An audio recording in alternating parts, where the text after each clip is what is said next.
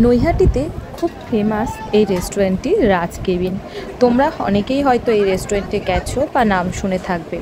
তো আমরা পুজোর মধ্যে গেছিলাম আর এখান থেকে কিন্তু আমরা বিরিয়ানি অর্ডার করেছিলাম।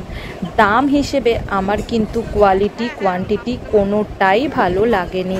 আমরা এখান থেকে chicken biryani mutton biryani order করেছিলাম।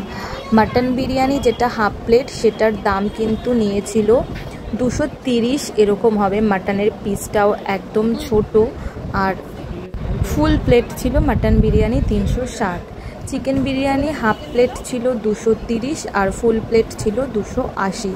কোনোটাই একদমই ভালো লাগেনি, রাইসও ভালো না। আর এই যে আলু দিয়েছে দেখো, একটা 230 টাকার বিরিয়ানিতে আলু, একটা পোড়া আলু। আর এই যে চিকেন একদম বাজে খেতে, ভেতরে কিছুই ঢোকেনি।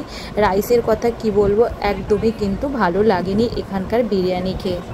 জানি না পুজোর মধ্যে বলে এই রকম করেছে নাকি সব সময় এরকম করে। তোমরা যারা যারা এখানকার বিরিয়ানি খেয়েছো কমেন্ট করে জানিও যে তোমাদের কেমন লেগেছে।